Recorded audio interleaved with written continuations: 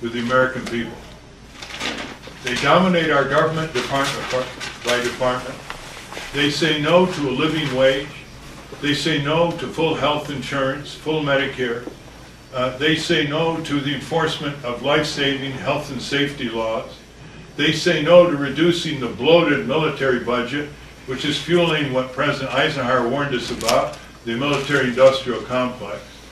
And they say no to a decent tax structure that shifts the burden from working families to taxing speculation, the addictive industries, the gambling industries, the corporate criminals, and pollution.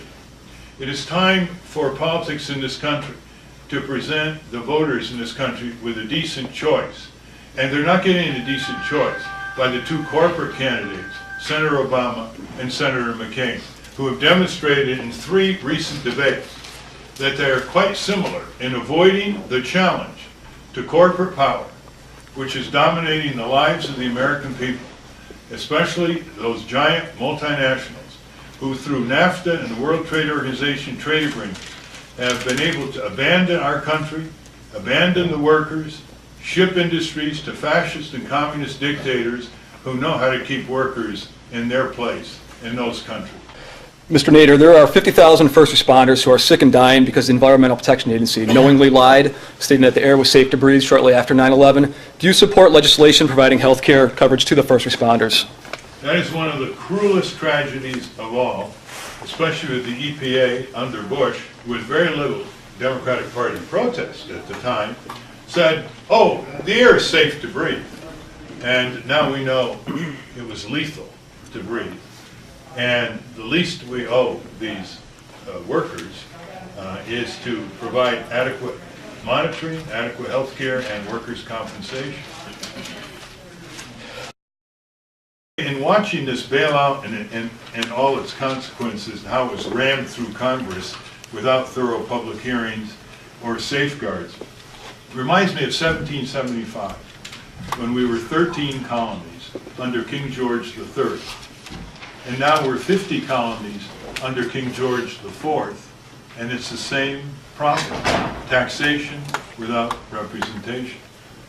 The only difference is that King George III was afraid of a revolt. I don't think King George IV is afraid of much of a revolt. And that's what the challenge is for the American people. Are they going to engage in a political revolt and take back their government?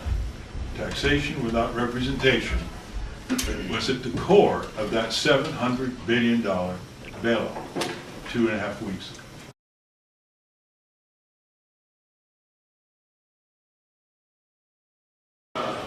I don't know enough, but I have called for a new investigative commission.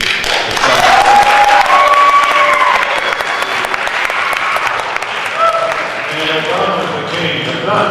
Now, what that commission was established, Bush didn't want a commission. Number one, it was only the bereaved relatives of the deceased who literally marched to Washington and forced him to do it. And what is the new commission, which, by the way, had kissing? You find it's not a conflict of interest. But you know what this commission did? This is an investigative commission. First thing it said, it wasn't going to name names or hold anybody responsible. This is a commission to investigate. That lost its credibility in the environment.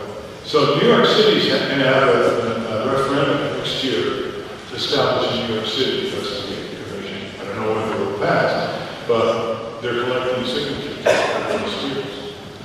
No, too many people have too many suspicions, too many questions. Some of them are off the wall. You always have conspiratorial excess there. But what are the intelligence agencies?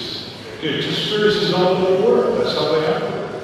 So let's not say just because people are suspicious that it's already been established as bestseller. It was a bestseller, but it didn't answer a lot of questions.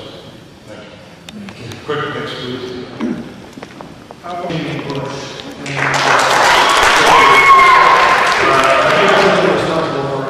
Okay, Senator, House Judiciary Committee Chair, Nader, big civil rights leader, nice guy, was told by Nancy Pelosi, don't start investigating for good Democrat, and he just had one little hearing, which they didn't want to use the word impeachment. So I asked him, why aren't you moving for impeachment? Because you know, this guy's still and he said, one, it would just distract attention from our existing bills that we want to get through. And two, we don't have the votes. Now the votes, I give it start to civil rights. Everything starts small and builds. If you're the majority, you should have a lot of votes, huh? Okay? So here's my second suggestion to him. Take away all his excuses. After November 4th, we got 3 months to impeach and convict.